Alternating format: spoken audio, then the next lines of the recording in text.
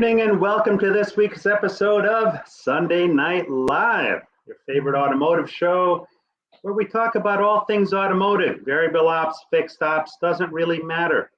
If it helps our business, it helps us all. And I bring on the experts to share with us what they do and how they do it so that we all learn from it. And I'm excited because today I have with me Christine Mitchell, affectionately known as the car lady. Who doesn't love a car lady? So everybody loves the car lady, Paul. Welcome, welcome, welcome. We got a couple of things to get out of the way before we jump in and get started. I've got a little somber news. A good buddy of mine, Neil Blinderman, passed away this morning. So it was a very sad day for me. I met him in the car business. He was an internet lead. I always joke with people, we met on the internet. And I knew from the first conversation I had with Neil that he and I would be fast friends. And we've spent a lot of time together. We traveled together. And he and I shared a love of KFC, So I was fortunate about 2 weeks ago to have been able to share some KFC with him at the hospital. And I had a feeling it would probably be the last time that I would see my friend Neil. So this morning, Neil went off to that big KFC in the sky.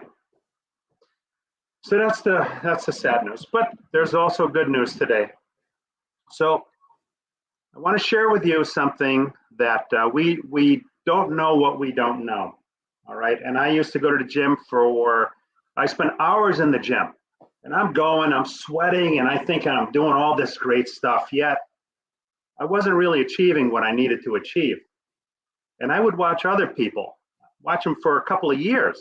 I've seen people that were plumpy two years ago, they're still plumpy today. Not that their heart's not in it, it's just we don't know what we don't know. We don't always leverage the technology to get the results that we should be getting, all right? So I lost 16 pounds in about 32 days. And you're probably wondering, wow, how'd you do that? Very simple. Anything that can be measured can be improved on. So I got one of these gizmos here that monitors my vitals. And I learned a little bit about my eating habits. So I realized that at times I would have 4 servings for dinner. I'm one guy, I don't need 4 servings, but I didn't know that until I had this and a couple of apps that I use to track what I'm doing. So you put in how many pounds you want to lose, and it tells you what your caloric intake should be for that day. And me, I always like to 10x everything I do because I want to get maximum results as soon as possible. So even though the app tells me I have 1,600 calories or so that I can eat for the day, it's not a lot of food. I still want to get fast progress. So I game it by spending 2 hours a day in the gym. So by the time I'm done with the gym and my exercise, I go from a budget of 1,600 to 3,600 to 4,000. At the end of the day, I still have 2,000 calories left over. So 1 pound from now, I will be at the halfway mark of how much weight I want to lose. My goal is to lose 35 pounds. I will do so because now I have a plan. Okay, I learned that it's not about just going all out and doing the cardio thing. I learned that you need to be in the fat burn zone, which is a little bit lower. Once I had a plan, that's when the pounds started coming off. And it's coming off really easily. I eat plenty of food. I'm never left wanting. And I have plenty of calories left over. How that relates to the car business. We have a sponsor, Vision AST. This is a company that, just like I leverage technology, they have a tool that plugs into your store that tells you the things that you don't know so that you know where the bottlenecks are and you can make adjustments accordingly to improve your business. We always think that we know everything, but sometimes we have to accept the fact that we don't, and we have to leverage the technology. So I'm going to put a link to Vision AST's profile page on our website. Check them out, have a conversation. You'd be surprised to learn what you don't know. And then last but not least, we have our vendor showcase coming up.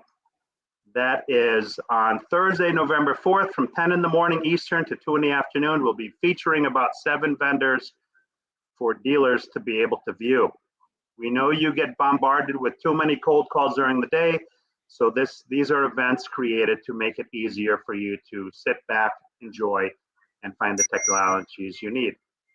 So that gets the business out of the way. I just want to say hello to a couple of folks here. Coming across as Facebook user, so that's probably Lamont. Says, hi, Paul, sorry to hear about your friend.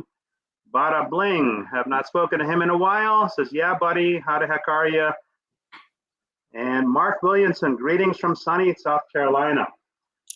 All right, so let's jump right into it. The car lady, why don't you tell everybody a little bit about you and how you got started and how you got here? Thanks so much, Paul. First, let me offer you my most sincerest condolences for your friend. I'm sure everyone joins me in wishing you the very best. Thank you. Sorry for your loss. On the happier note, I am the car lady. And I'm Christine Mitchell, and I'm the car lady. And what we do is we host after-sales seminars at car dealerships across Canada. Essentially, what we do is after the customer has taken delivery of the vehicle, we host an event that invites the customer back to your dealership to learn about the vehicle they purchased and how to take care of it long term. Myself, I got my start in the car business at the age of 16. The day I got my license, back in the day, you could write, in Canada, we have what's called a 365, means a year, the learner's permit. So I wrote my 365 in the morning, and I wrote my license in the afternoon with a 1972 Pontiac Le Mans 350 4-barrel. And then I got a job at a dealership working in the lube lane because I had a license. And so I worked up from that and became a technician, turned a wrench for quite a number of years, 12 years. And now I've been doing these programs, The Car Lady, for the last January. It'll be 25 years. Yeah. Wow. Yeah. And you don't look a day over 30, though. So how that's all good lighting. 25 years in the car business. Yeah, so 25 years plus the 12, right? So I've been the car lady for 25 years. I started the car lady because I had to get out of the shop. I was expecting my daughter. Okay. And there's no such thing as maternity coveralls. So I needed to get out of the shop. And I thought, well, what can I do? I know a lot about cars. I have a great radio voice. And so I started this company. At the time, General Motors in Canada was doing a program called Smart Car Care. And I worked at a GM store. So I did them for GM stores. And then I eventually built my own company, my own product, and went out on the road, dealership to dealership to dealership. And that's how we started the Car Lady. One store at a time, one customer at a time, one question at a time. Now, what's interesting is that, so 25 years plus 12, so 37 years ago, you were a tech or a wrench at a dealership. Yeah. 37 years ago. Yeah. I could walk into a store today and probably on less fingers than this hand has, count the number of women technicians in the shop. That's today. Yeah. So now, 37 years ago, that must have been quite pioneering. Yeah, there was none of us, right? And the only reason I got a job in the shop, and I just actually saw an article, Laura Zankin and Patrina, I'm sure you know her, she's with CTV here in Canada. They just did an article about trying to attract more women technicians. And I guess they've started like a high school program where they're actually getting into the high schools and educating women. And I reached out to Laura and I said, listen, if I could partner with you in this and speak to these girls, I'd be happy to. But because I knew somebody that worked at the store, that's the best referral, right? I already knew of someone that worked at the dealership, and that's why I got a job there. Yeah. And it was like a unicorn. Like I remember every photo op, they trot you out, right? Now, the unfortunate part about it is that when you're the only female technician, I needed to make friends with the other guys, and they treated me very well. I got to say, I was never mistreated. But I had a hard time making relationships with them because I was younger.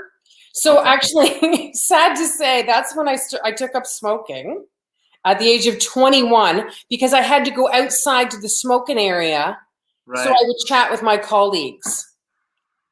Is that a funny story? Yeah. It's a crazy story. And of course, there was no such thing as a women's change room. So you always had to wait for the end of the shift for everybody to get out of the locker room before you could get in. But that's changing too. Yeah, literally. Yeah. When I went to college to become a tech, there was 63 guys in my class, and I was the only girl.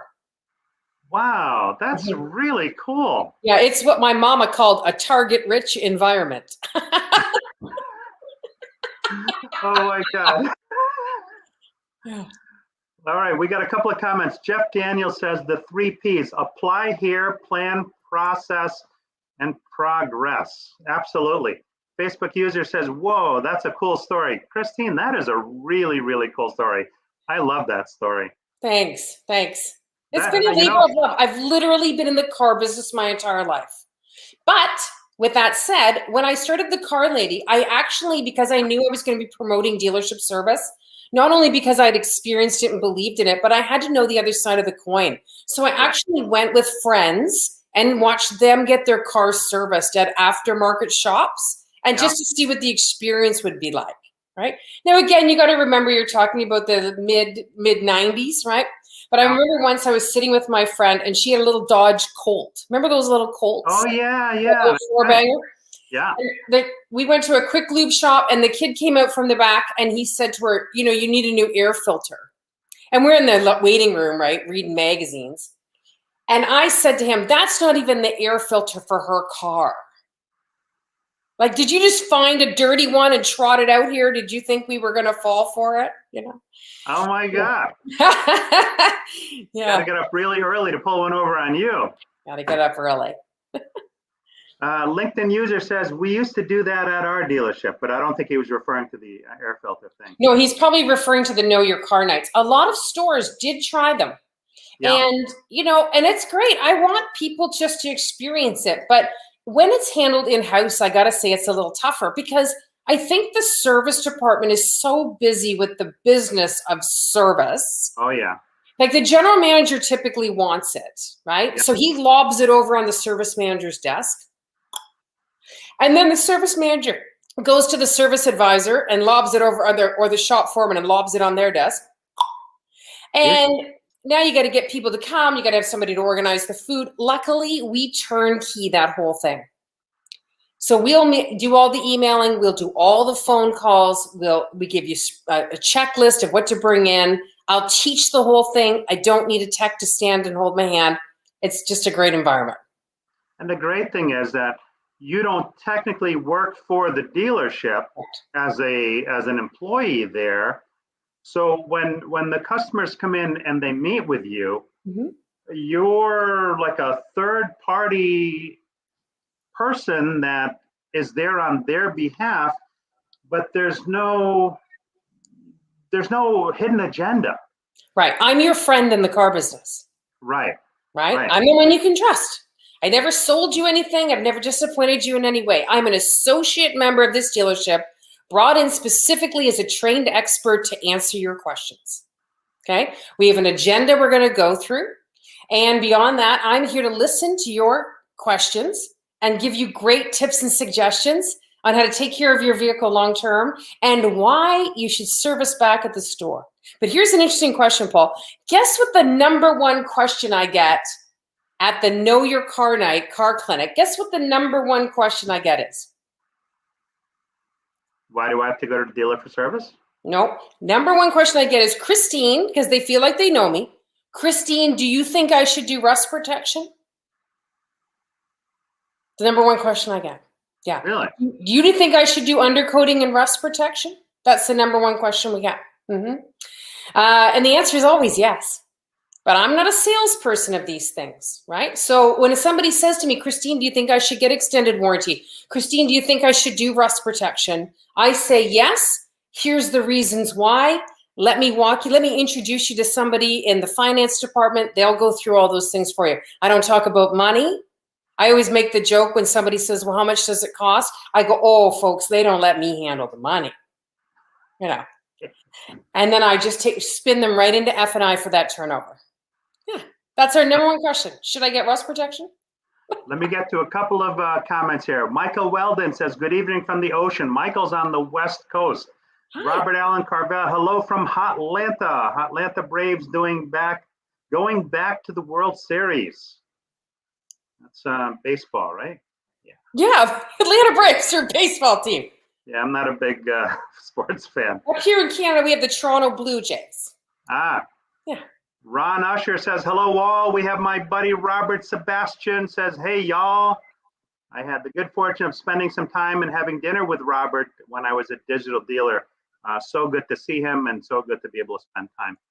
And Robert Allen Carvel says, I have a dealer, Pine Belt CDJR has 4 master certified lady technicians, along with a lady service manager and warranty admin. That's amazing. Applause from me. Awesome. Yeah. We need to see more of that. And Facebook user says, OMG, yes. Ron Usher says, Christine, a true gearhead. Wow, have you been called a gearhead before?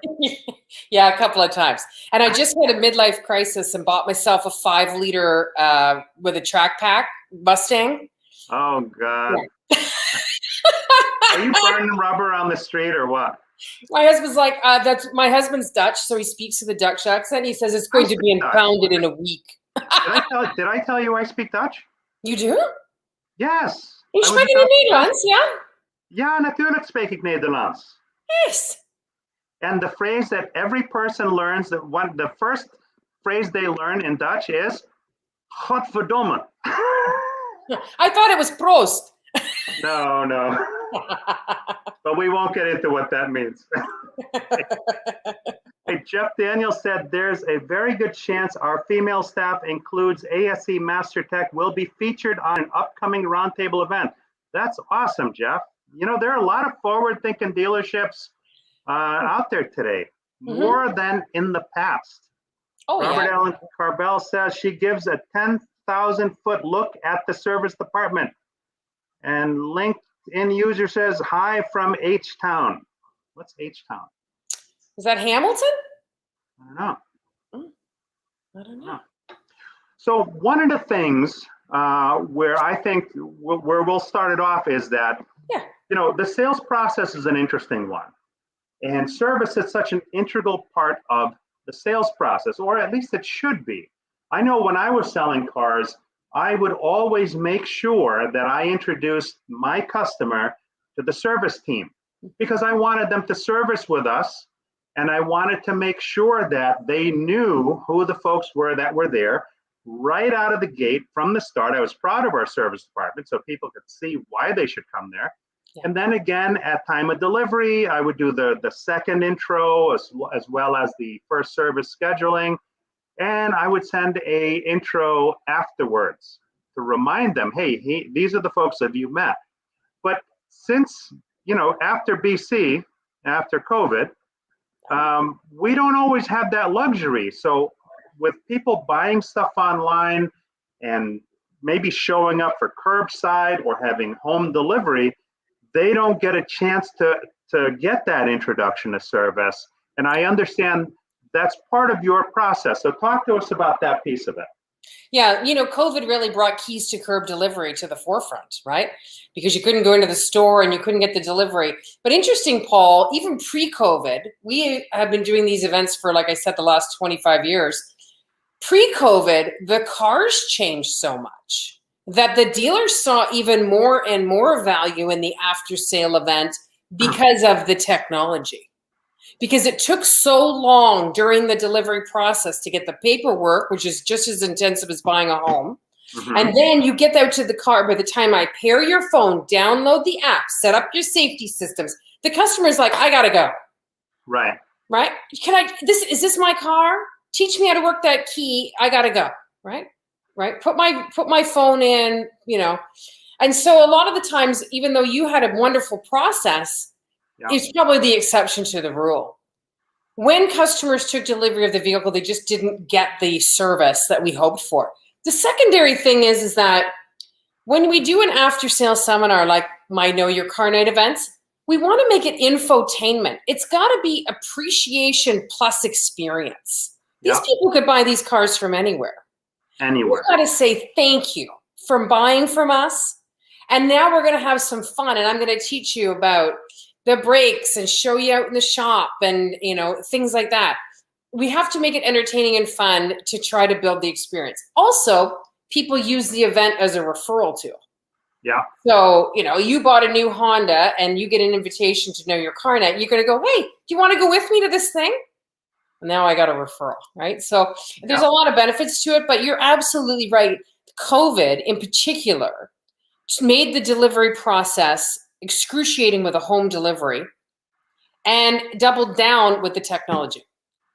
So there's really a huge need now for after-sale events, more than ever. Because if you come into my dealership and you're spending $60,000, $70,000, $80,000 on a new vehicle, a letter thanking you for your business is not going to cut it.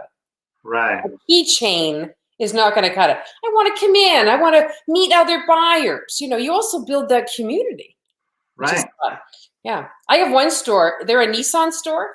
They changed their whole event to be a buyer-driven program where we actually go out into the driveway and look at everybody's car. And people love that because they're so proud. Right? Yeah. So we call it Woodchester Connect. Yeah. So you're essentially then that introduction to the service department in a very non-threatening, they've already bought the car, they've already gotten acclimated with the car. Mm-hmm. So you're the introduction to the service department to show them, hey, this is our place. This is our home. This is where we welcome your car so we can take care of it. And the education, for instance, as to why to service or why particular things are necessary, which people don't always get, right? When, as you were saying, when they're in the finance office, they've almost been programmed to say, hey, they're going to club me over the head with something, buy nothing, I want to go, get me out of here. But at the same token, they need this bit of hand-holding and introduction, and they need some of the schooling on why they should service. Not just come to me for an oil change, but come to us for service, and this is why we do what we do. And what's the difference between servicing from ABC Chevrolet and Costco? What's the difference? People don't know what they don't know. You said that earlier, right? Yep, it's true. When I'm explaining, GM chain technicians, and I'm talking about OEM components, and I'm talking about the proper synthetic oils for their vehicle and dextrose coolant, people get it.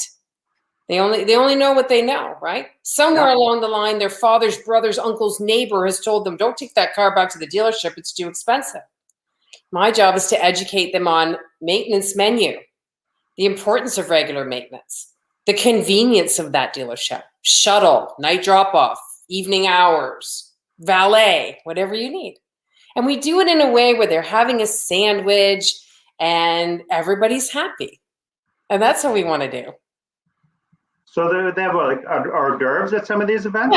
Most places what they'll do is, so my company, you send me a list, I'll email all your customers, then I'll call them all and confirm them. Then I'll call them the day before and just say, thanks for confirming with us. It's just a reminder call. We are better than the dentist. Yeah, I'll say. Right? Then you come in and you register and you get a snack. Usually they'll do cheese and crackers or some kind of snack, right? Bottle of water. I mean, I've had stores go crazy where they do a whole dinner, but typically, more than donuts, less than filet mignon. Let's put it that way. Right.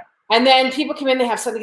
My dealership really appreciates me buying from them because you spent $600 or $700 to acquire them. Yeah. Now I want you to spend $50 to keep them. So you give them a snack, and then most times at the end, everybody will get a gift. Sometimes at delivery, they'll give you a keychain or a hat or a pen or a jacket or flowers. I say, hold that back. Get them to come to Know Your Car Night where I can spend an hour giving them value. Some stores give you an oil change when you buy the car, right? And then the customer comes in, slaps that oil change on the advisor's desk, and doesn't understand the value of tire rotation, alignment, brake service, winter tires, storage, detailing. I've been through that. So rather than hand out coupons willy-nilly at delivery, why don't you say, hey, listen, come to this car clinic. You're going to meet this fabulous woman, and I'll give you a free oil change for your time. So now you're building value into the coupon before they've even spent it. You know, I see that almost like a welcome wagon type of thing for the car business. I am the welcome wagon, the car lady of the car business. I mean, that'd make me feel good. Jeez. Right? Yeah. When's the last time that somebody said to you, hey, you know, after you took delivery and you were over the curb, thanks for buying from us. Here's how we want to continue to earn your business. And because I do this for a living, I'm not confrontational, and those people have no conflict with me. Right. Sometimes if the service manager teaches the show, it can start a mutiny, right? I don't have those issues. Right. Yeah. So Robert's, it's funny. So on my phone, it's Stephen P. and then another initial P. And that's from Houston. On my computer, it says LinkedIn user. So that must be a platform thing. Robert Sebastian said, just spent time with some Canadian friends. Love them. Eh? Eh? Canadian joke, How's it Robert. going, eh? Like, how's she going, eh? Robert Allen Carvel says, glad we have Christine's, the car lady business, because the dealer lacks this process. The dealer doesn't know how important car night is. I have to say, in my 41 years in the business, I don't remember any car night ever, other than the new product announcement where people are invited in. We've got 2 restaurants, we've got a jazz band, and some really fine looking presenters to present the new car. Yeah. But that's to extract a deal out of somebody. This is totally different. This is thank you for your purchase. We value you as a customer or a client. Mm-hmm.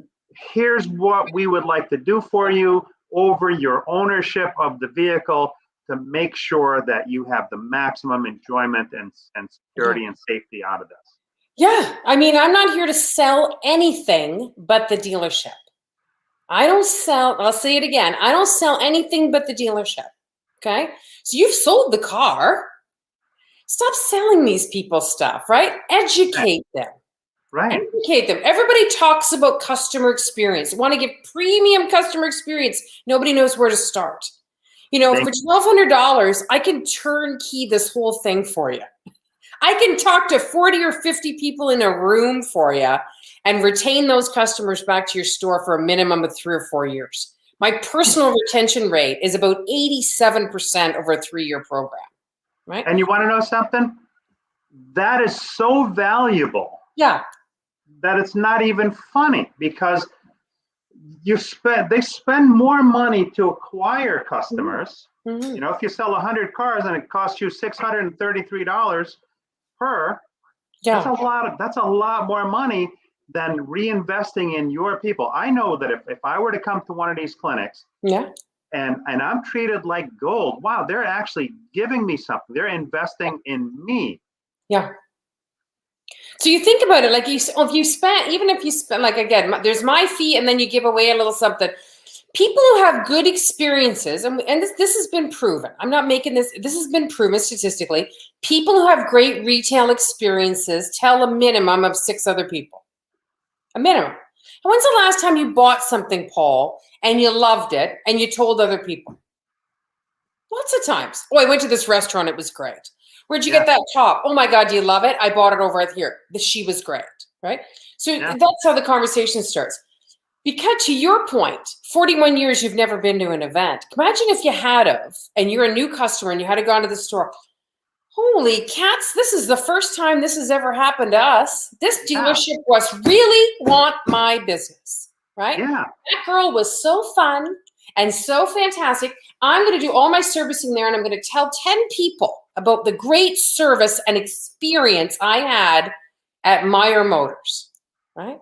And now you've just built rapport. I can build word of mouth faster than Facebook. Wow. I mean, that's so really, I mean, that goes beyond amazing, because when you think about it, right, we know the business. So there's a lot we take for granted.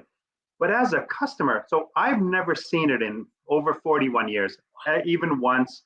So I'm going to venture to say most of the customers out there have never seen it. Right.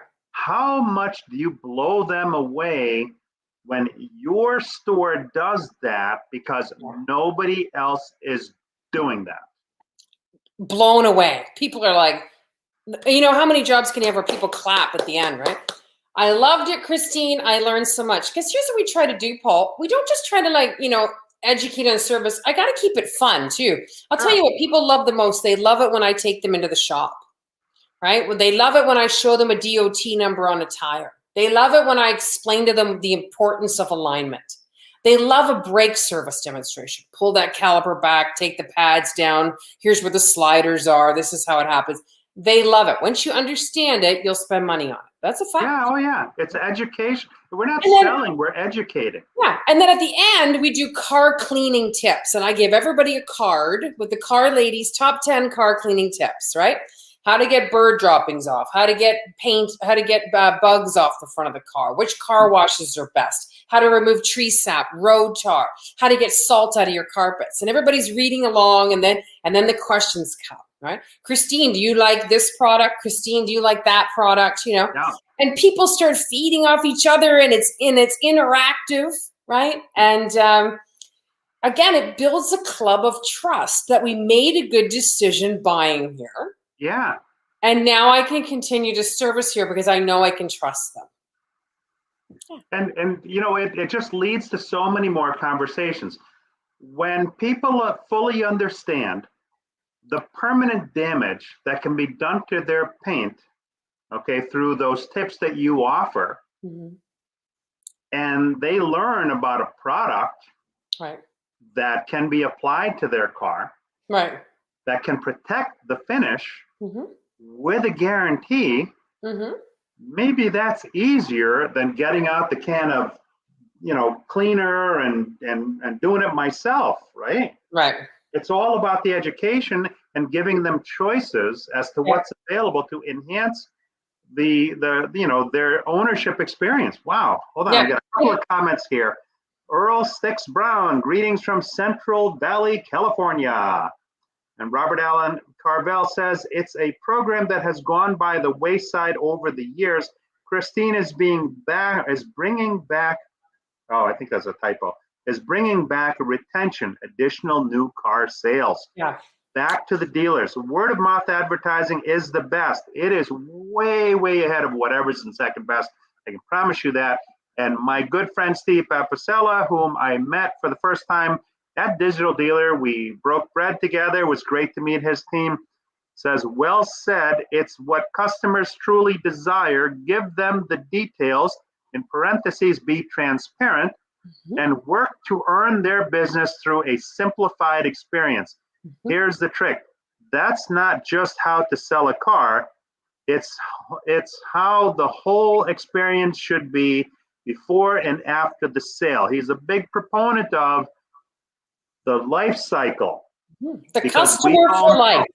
Yeah. How am I going to get you to be, how can I be everything auto to you? Yes. Right? Yes. But again, to the one person made a comment, theirs went by the wayside. Again, the reason they typically go by the wayside is a few, right? One, people can't administer it. True. They're too busy working. Two, nobody wants to teach it because public speaking is a learned skill that a lot of people are quite scared of. I'm still getting over my. I'm still getting stop being so shy, Paul. Do you know what I mean? I'm working on it. You and I would work each other into a frenzy. Staff changes, right? The guy who taught it quit. Now who's going to do it? Right. Or, again, they're afraid of the communication with the customer. I got to tell you, it's not all roses out there. You do get people that come back to the event that say, Christine, it didn't go good for me. Christine, hi, do you have a question? Yeah. Hi, yeah. My salesperson, you know, like, you never know what you're going to get. You got to be able to roll with the punches. I've seen everything, right? But you've got to, when you're a trained professional presenter, you're never put back on your heels. You're ready for just about everything. I've seen everything happen at these things. The craziest thing I ever had was we were in the shop and I was talking about winter tires and tread patterns, and a lady's water broke. So that was pretty exciting. Is there a doctor in the house? Yeah. And so we called an ambulance, and I said, name her Christine. So you didn't do that delivery at the dealership. No, we didn't do that kind of a delivery. But those are the reasons why it goes the way of the dinosaur. There's no one to administer it. But I gotta say, January will be my 25th year. I'm still working with the first store I ever signed. That's awesome. And the reason I'm still working with them is because they know I'm going to handle it. I never say yes to anything that I'm not going to do. That's why I'm a small boutique company. That's why I can't be bought, right? I've had people want to buy me. You know what they want? My customer list. Of course. They want to know who I know, right? But you know the secret sauce. I take it way too personally. This is my family we're dealing with here, right? I take it way too personally. So the stores that I work with know that when they call me, they're going to get it done and get it done well. I even go so far as at the end of the event, I give every guest a comment card. Yep. And I say to them, like, please give us your feedback. And then the bottom, there's a grading system. And I compare that to the dealership's CSI program. So if 10 out of 10 or completely satisfied is what we consider to be top box, right, in the world of CSI, what does this mean? So I can explain to people I'm looking for an A in your report card. And if you're clear with people, as I am at the end of my hour and a half show, look, folks, anything less than 10 for me is a fail. They're more likely to give you what you need. People want to be nice to you, right? They're not going on that survey like that. They want you to be, if they've enjoyed your service, they want to do it. But they don't understand the difference between 9 and 10. And 10 is typically what you need, right? So that gives me a chance for that as well at the end. I love the comment cards. And I'll even shoot video for the store too, right? Like if I come in a couple minutes early and they want, oh, Christine, can you bang me off a quick video about reverse cameras, or can you do us a quick video on scraping your windows or wiper blade replacement? No problem. I'm happy to do it. Like I said, my voice is even the hold button at 2 dealerships that I do work for. So when you call there, hi, thank you for calling something Toyota, your number 1 Toyota dealership. For service, press 1. For sales, press 2. Yeah, I do the whole thing. Now, Mark Williamson says, how often do you recommend dealers have a car night? Is it weekly, monthly, or quarterly? It depends on the volume of the store, Mark. So I have some stores that sell a lot of units, right? So I got some stores that are selling 300 units a month. They'll do a show every month. I have some stores that sell 600 a year, and they'll do either 3 times a year or quarterly. We'll customize it to the size of your store. Right. Right. I'm not trying to oversell you. If you're only moving, 50 cars a month, then maybe we should do it quarterly. We can have 200 people to draw from, because the response rate is anywhere between 35 and 40%. Okay. Yeah. I'd rather have 50 great people than 10. You want to give you value. Yeah, no, absolutely. Yeah. Kenneth Dunner Jr., my friend from Sugar Land, Texas, just southwest of Houston. Kenneth says, Stephen P. savor the flavor of the awesomeness in Sugar Land, Texas, just southwest of Houston. Kenneth Dunner is a real character. I've never been to Texas before. What's that? I've never been to Texas. He's one of my favorite people on LinkedIn. Now, all right, so you also it's a total education process. You educate them about the hours. Yeah. So some of the things we cover. Do you want to talk about that? Yeah. Yeah. So first of all, we welcome everybody. Right? Then and usually before the seminar, I'll poll the room to see who's driving what. Like how many, for example, if it's a Toyota store, I want to know how many Tundras, how many Tacomas, how many Highlanders, how many hybrids, how many electric cars. I kind of want to know the room. Right? Yeah. See what I'm dealing with. How many Priuses, whatever. And then we'll typically go through the warranty. We'll go through the extended service contracts. Again, I'm not a salesperson of it. I explain the benefits of it in a non-pressured way and direct them to F&I. Then we typically go through technology. People have questions. How does Toyota Connect work? What's an oil life monitor?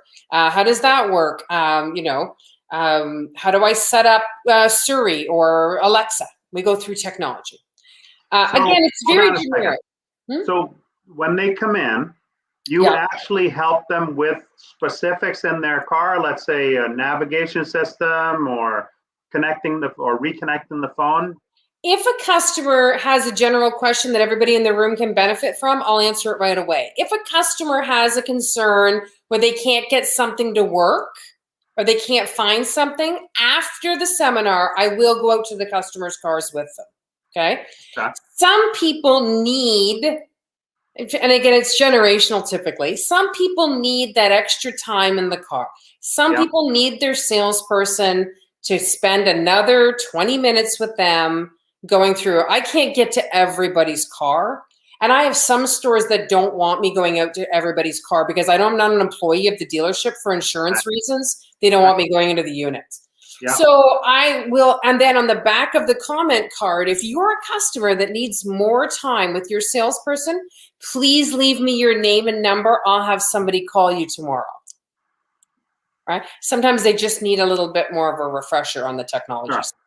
We will go through, we will take everybody back to the shop. At that point, we'll talk about other hours, shuttle, night drop-off, valet service, detailing services. The most undersold part of a store is detailing and accessories. I believe that. We have mats, we have this. Again, I'm not a salesperson of it. Sometimes I'll say to the parts department, put out a little display. I'll do like 3 things, right? Yeah. Cleaning products. You don't have to go to an aftermarket location. Here in Canada, we call it the Triangle Store for Canadian Tire, right? Your dealership carries car wash soap and wax and you know what I mean? So here's what they've got. Who thinks to buy it there? Right. Nobody does. Because it's not presented. Not presented. And then we go out into the shop. Now, the shop is where I really lose my shyness and shine. Yeah, the shop. So we go out and I have some wheels pull off a unit. Typically, I'll go through brake service, alignment, rotate, anything under car related, right? Jacking points. Where's the jacking points? If I had an emergency and I jack the car up, where's the points? You know, how to do that. And then we go back into the showroom and we go through body shop and collision. Again, very undersold part of the store. Right. You have an accident, what do I do? Right. Nobody talks about that for the most part. I mean, I'm sure there are plenty of stores that do. Yeah. But there's a lot that don't, and that's a strong part of the business. You're darn right it is. You're darn right. And I mean, because that brings referrals and more sales, right? So we talk about the collision center, what to know in case of an accident. Yeah. You know, your phone is obviously your best level of defense when you've got that, when you've had an accident or a collision. And then we go through the cleaning tips. Everybody loves that part, right? Because everybody loves a clean car. You've just put out your second largest investment next to your home. You want it to look good. How many times, driving down the street smiling, right? Yeah, everybody wants that feeling.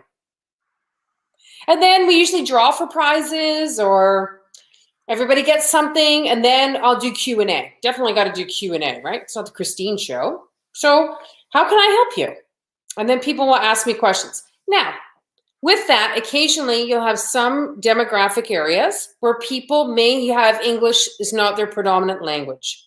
Like, for example, we have different areas of Ontario where you get certain demographics of people who don't have, you'll get a lot of English first language speakers, and then maybe there's some new Canadians in the room.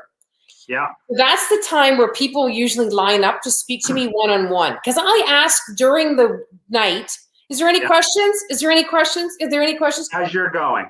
Some people don't want to put their hand up in a crowd, but they want to be heard. So that's when they can meet me in person. And that's when they can ask me questions one-on-one. And if I have the answer, I'll give it to them. And if I don't have it, I get their name and number on the back of that survey card, and I have somebody from the dealership call them. I have to say, I love what you do in the shop to go so far as to have the tires pulled off. Yeah. You can talk about brakes, you could talk about alignments, you could talk about wheel balance and all that stuff, because here's how funny the mind works, okay? Typically, consumers are not mechanical. Most of them, I'm going to guess, are not mechanical, okay? But our minds are incredible processors, all right? And what I mean by that is our subconscious minds pick up a lot more information than we ever use during the course of our day. Right. So when somebody is participating in one of your events and you're educating them about how the brakes work and why things are done at a particular time, or why it's important to have the alignment or the wheel balance and the rotation, that goes in the subconscious, so that when a customer does come back for service and the service advisor has an opportunity to do a proper walk around, and they talk about, these are all basic things. We're not splitting atoms here. We're not inventing some new element on the periodic table. These are basic concepts. So when the service advisor does that walk around and talks about the importance of what's going on with their car and why a particular service is recommended, the subconscious mind will make that connection because they've heard that before somewhere. They may or may not recall that they heard it from you, although I would tend to think probably, given your stage presence. But somewhere in here, they're going to connect with what the service advisor is relaying to them informationally with what they've heard before. And I would tend to think there's more buy-in. So the education process on the service advisor part just continues where you left off, so that the trust factor goes up. And we all know if we like and trust somebody, we're more likely to buy from them. Right. And it's through that education process that that trust is earned. I love it. You know, it's interesting. There's not, how many things can you say that, I'm proud to say there's no downside to me doing this event. Zero. None. Even if your customer's been your customer for 100 years and they don't need that education, there's zero downside because they still had fun. Yeah. Right? There's no downside to this. It's a great way to live. Yeah. To spread joy. But to your point, here's a funny fact. I get recognized the odd times, but I'll be in the city. And I typically wear pink all the time, although I wore black today and with the Car Lady logo, but typically I'm always in pink. And I get people saying to me, hey, Car Lady, hey, Car Lady, hey, Car Lady. So I get this all the time. And my daughter, she thinks it's so funny. But I get people come up to me and they say, I met you. Do you remember me? And I'm always like, yes. I met you when I bought my Audi from Oakville Audi 4 years ago. And you told me, and I never forgot that. And I told my husband, they just don't forget it. Yeah. Yeah. For example, something as simple as don't overfill your gas tank. Everybody's been there, right? When they're filling up the gas tank. My husband used to do click, click, click, click, click, click, click, click. Right? When it clicks, you should really leave it alone. Paul. Right? There's a charcoal canister assembly. The charcoal canister is absorbing the liquid. It's not designed to hold liquid. It's designed to remove the vapor from the fuel that develops in the tank. So when you overfill the gas tank, there's nowhere for the fuel to go because it won't go back up the filler neck. So now it pours into the canister, right? And then it starts to drip. It'll actually drip. You're standing up there going, clank, clank. You think you're jamming another $1 in there. You're not getting any more money in there. It's all running out of the car. Yeah, but I have to ask you a question. Okay. This is important. Are you ready for this? I'm ready. What happens when you're at $39 and you flinch and now you're at $39.02? Do you stop at $39.02 or do you try to go to $40? Paul, you and I both know that you're going to tap your way into paying for that purchase. You're not going in there with a $39 bill. So you just put that hose right back in the thing, tap your card, and keep it moving. What do you care if it's rounded to the dollar? You're tapping your card. Right? When you buy groceries, do you round it to the dollar? No. That's different. Tap your card and keep moving. Same thing happens with your car. Yeah. So stop overfilling your gas tank. So this is what happens all the time. Hey, Car Lady, remember that time? Yeah. Everybody loves that tip, and I get recognized for that. But if I'm getting recognized, that means that dealership's getting recognized. Oh, absolutely. Right. And so that's kind of a fun scenario. So for those of you who are watching from the States, I would love to come down to your States, to your dealer group, and do a Nissan store in your group, a Hyundai store, a Toyota store, a GM store, a Chrysler store. I can do them all, right? There's no brand I can't cover. So, so if you're a dealer group and you're watching and you'd like to have these events, I'll fly in and do a different store brand every night and then fly home. I love it. That was actually my next question. I know you're the car lady of Canada, but a car lady is really a car lady, and it could be everybody's car lady. And just a I do have some clients in the States. I do have some clients in the States, and we've been doing programs virtually right now. People have been doing them by Zoom.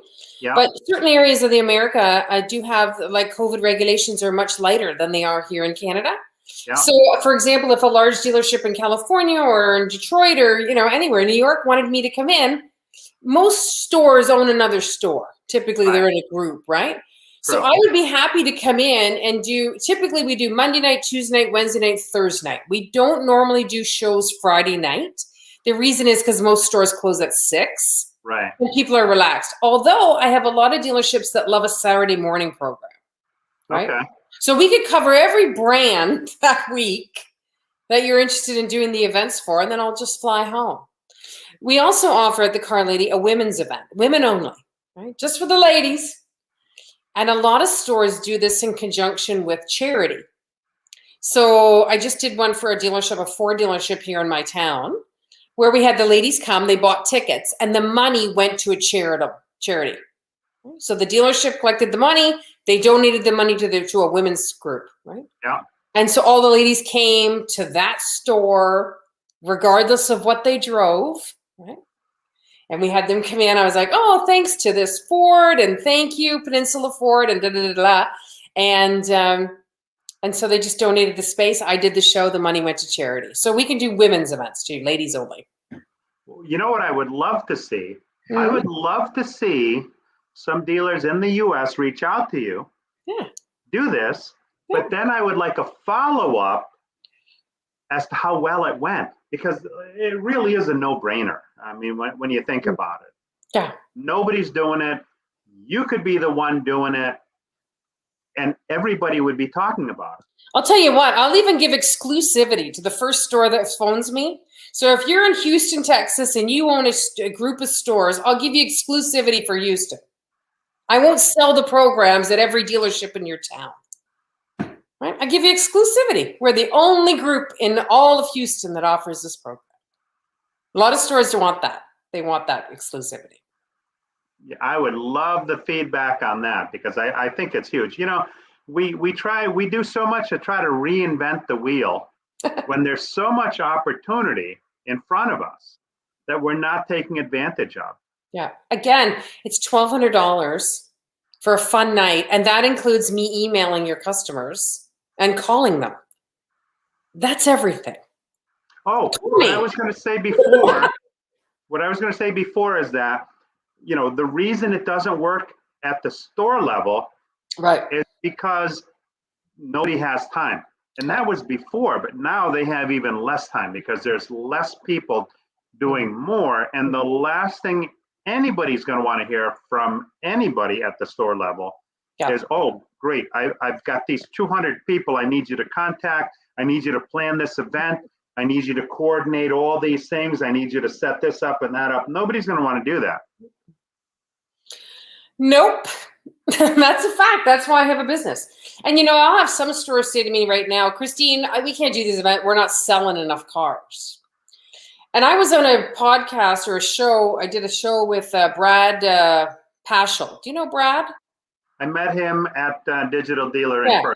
Anyway, I said something that wasn't very PC. So forgive me, everyone. But I said to him, because it was running in a loop in my mind, and this is the thought. Service isn't sexy, but it is essential. When you see commercials, the showroom, the lights, the excitement, right? Even on the television, this is what got me thinking about it. Beautiful Acura driving through the streets at night, nobody on the road, right?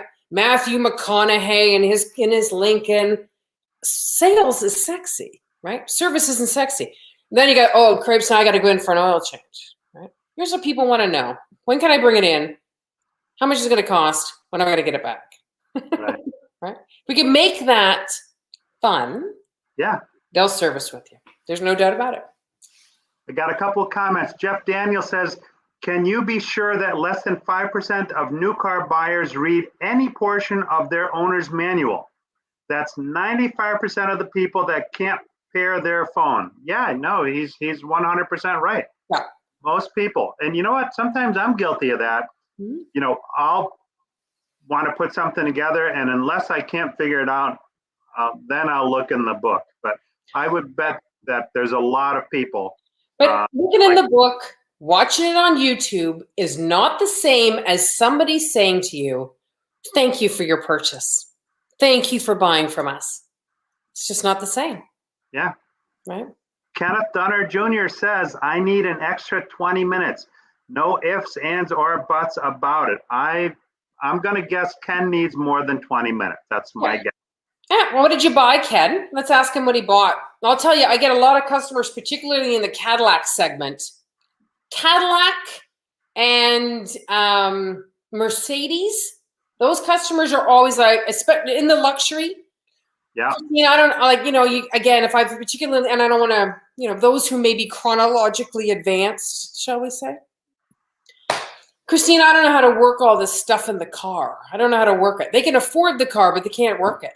Right? So those are the people who always come to the event. Everybody loves a free snack.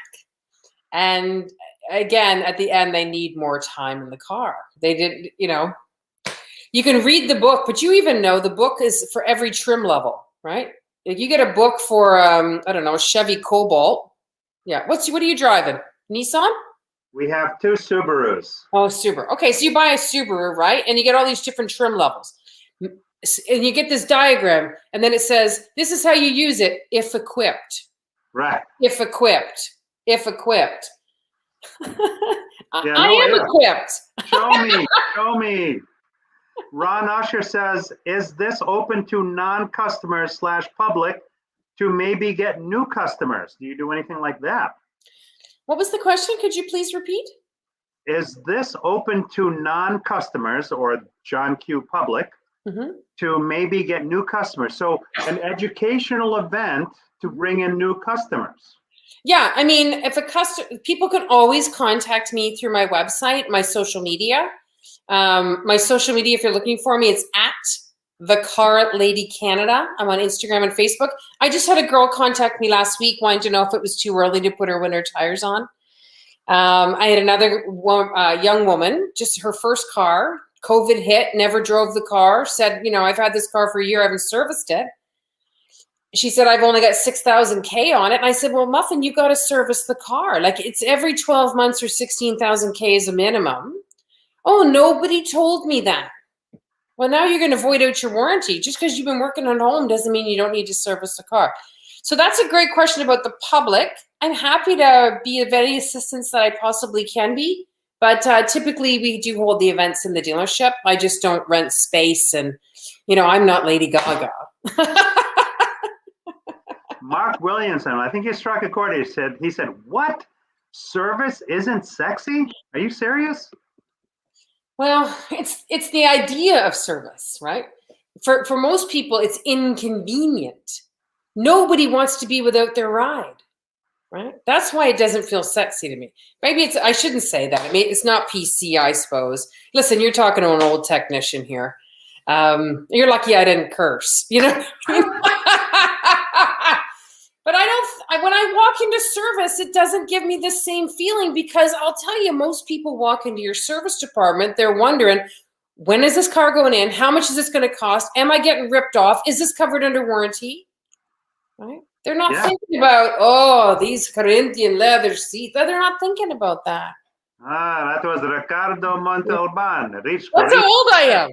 Yeah, me too. I'm a little older than you. Ron Usher says, LeBaron? a lot of new cars have the manuals on their radio screens now, and they don't know how to get there. Yeah. Yeah. Yeah, they don't know how to get there. And if they could get there, they can't understand it. Right? So people like speaks to like. And again, we tend to get a dialogue going at these things where, and I don't know absolutely everything. You don't? Oh, my daughter says I'm the queen of everything and she's the princess of quite a lot. I don't know everything. So occasionally there's a new model come out, right? Like the new Venza. I haven't had a ride in one of those yet. So what usually happens though is somebody else sitting in the room has a Venza. And they go, oh yeah, no, I'll help you with that because we're all in this together. Yeah. We've all come here because we love our cars and we want to learn more. And now we're a club, right? So somebody will say, oh yeah.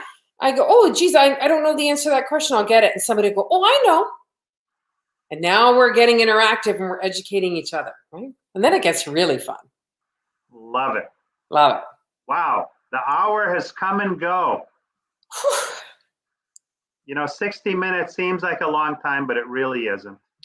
Yeah. Luckily, I was one of those girls who got told to be quiet in school, and luckily I didn't, and it paid off for me. What I would like you to do is after the show is over, stay on for a moment afterwards, but in the comment section on the original post on my LinkedIn feed, if you would be so kind as to put all of your contact info, because what I always tell people is we usually remember what we forgot to ask when we had the opportunity to do so. Yeah. So by you putting in all of your contact info so that people will be able to reach you with those questions, and I really do hope that some of our dealer viewers here will reach out to Christine and have her come out to their dealer group and do some of these. And I would like to report back, and maybe we could do another show as to how it went to have both Christine and the dealer on that episode to talk about it, because there's only one way I see that going, and that's good and up. Yeah, there's no downside. Better CSI, more business, and more CP, greater relationships, more F&I sales, right? More trust, more referrals. Yeah. I'm here for it. Mark Williamson says the department should be called problems, not service. Laughing face emoji. Yeah. He also says, awesome show. Thank you very much. Ron Usher says, thank you, the car lady. Thank you, the car lady. I so appreciate you spending Sunday night with us. To the audience out there that regularly tunes in, I want to thank you for supporting the show. If you see value in this, please share this with your automotive community. The worst thing you could do is help somebody get more happy customers and get more business. Yeah. So with that, have a safe and successful next week. And we'll see you next week on Sunday Night Live. Christine, please stay in the studio after the show goes on. Bye, everybody. Drive safe. See you next week on Sunday Night Live.